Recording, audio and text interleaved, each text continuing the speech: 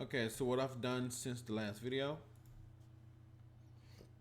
it's pretty much the same thing that we did before for the skill, except for I went in and added for the spell, I went in and added a skill for Geocrusher, which is one of the moves that the main character uses.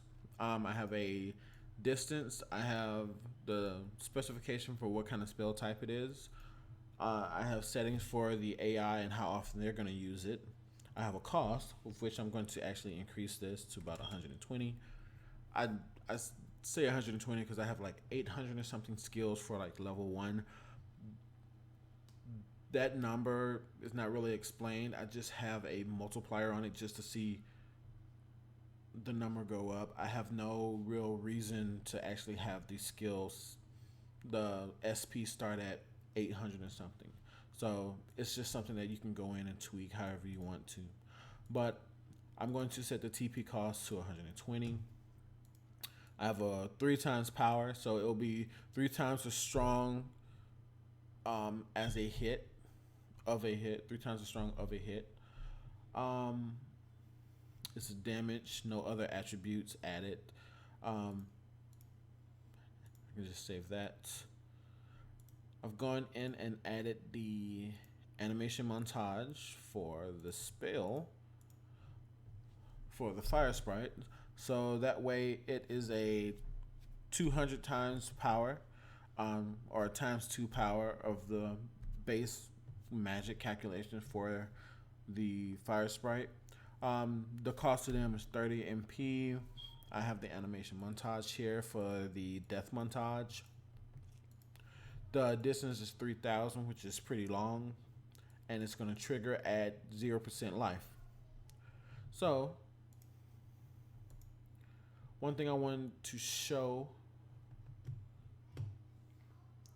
move this out the way. One thing I wanted to show is how I have skills set up in the actual character.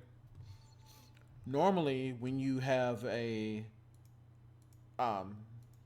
skill tree, you can either set these skills in a menu or have a drop down menu where you can actually select the actual skill you want to use and execute it.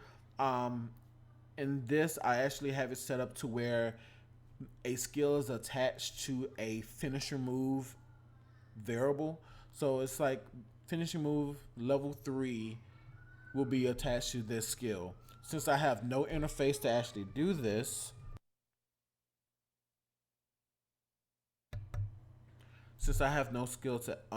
no interface to actually do this, I am actually setting this automatically in the example blueprints for the character. So if I go in here, go to the actual blueprint and the actor, inside of PC Hero,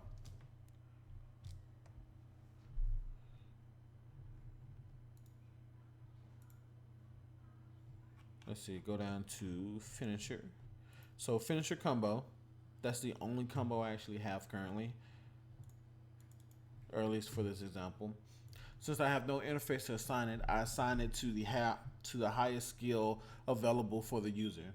So no matter how many skills I have attached to this person, their highest level skill is always going to be set to the combo finisher. And like I said before, normally I would want it to be able to have a interface where I see a list of all of my skills available as well as their detailed information, and I have a combo finisher list on the side to where I can take those skills and put it into a finisher.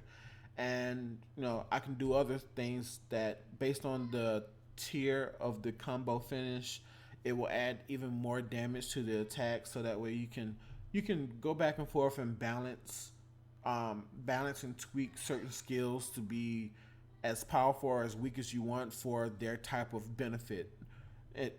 It's just whenever you come to your game mechanic, you can change that however you want. But that was my mindset when I was originally creating this, to be able to have skills, a list of skills, and I want to apply that to a certain tier of a finisher combo, or a certain tier of a combo list.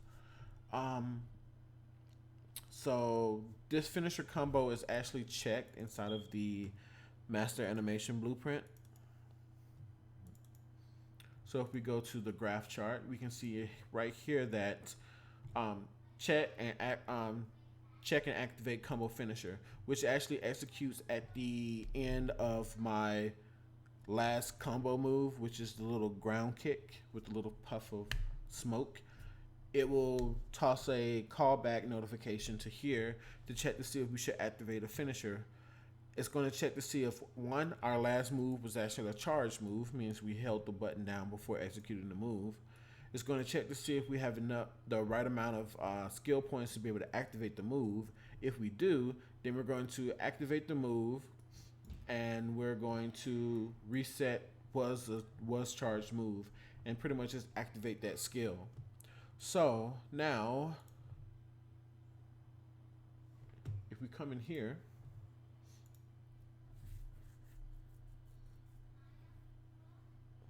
and we should be able to play it. We shouldn't have to go back to make a new game to load in new skills. If you're going in and actually changing the character's armor and things like that for whatever their starting armor is, you will have to make a new game because that kind of information is saved back to the database. But if you're just coming in and changing skills or trying to tweak your skills, that's actually read from the source database, so you don't have to do any kind of weird loading or anything like that. I'm actually going to stop this real quick, and I'm going to change the detection radius for this spear so we can actually not see monsters just pop in, since that doesn't look like any kind of polished at all.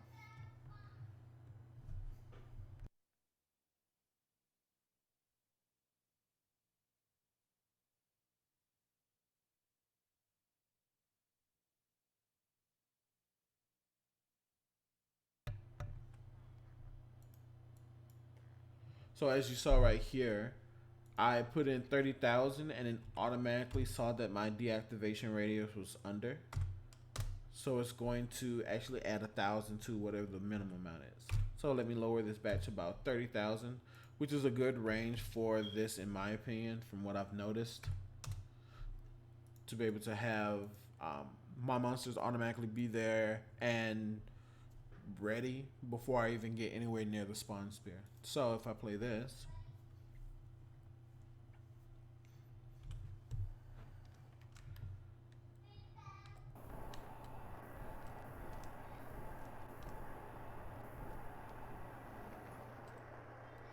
so as we see, the monsters were already here. They were ready to go.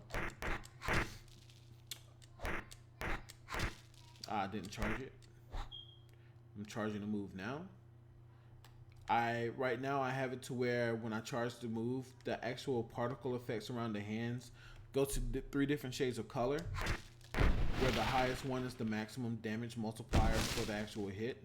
So that way, the higher you charge until you get to the brightest color, the higher you charge it, the more damage that the move will actually do. And that might kill me. Oh, that killed me. Ah.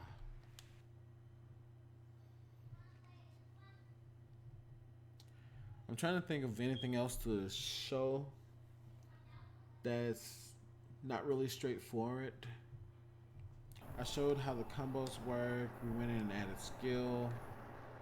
I really wish there was some way to tell if the grass foliage has finished spawning, to be able to hold on to the loading of the map until the grass is fully loaded. Because if you have an area that's too big, the grass is just not going to load correctly. Or at least if we can have it to where the grass starts from the character and generates outward, that would cause it, that would be a little bit helpful to not have the blink in effect for the different grass. That being said, the trees and things I have in the grass type, which you shouldn't have. Normally you should manually paint your trees. I just put it there just to quickly generate trees around this area, just to see how it would work. But normally you can just go to the areas that are marked as a forest area and paint in trees, or wherever you want to paint trees. But we have our skills in here. We added magic. And the death animation, yeah, I was still in range. We also have it to where we get drops. I'm still within battle range. Let me go out of battle range real quick. One thing I'm going to show real quick before I run out of time is the ability to change modes. Right now we're in open world mode. So if I switch to battle mode, well, battle arena mode, save changes. That'll make it to where when I get in a battle, it's actually going to capture the monsters in the area within a certain range and battle us. So now it's captured the monsters that was in my area. And I have to fight these and win, hopefully, to be able to get out.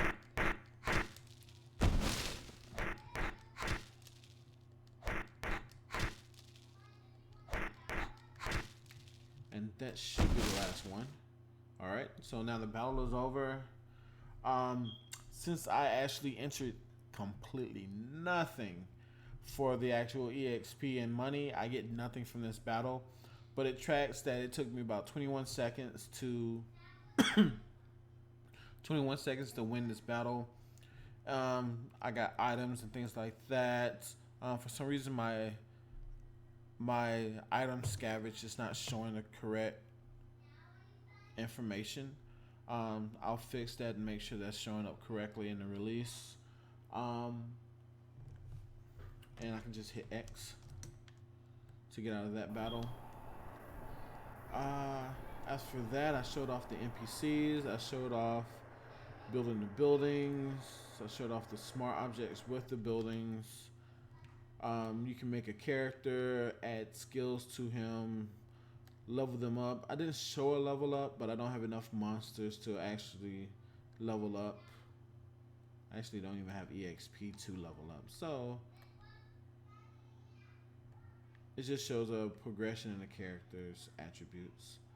But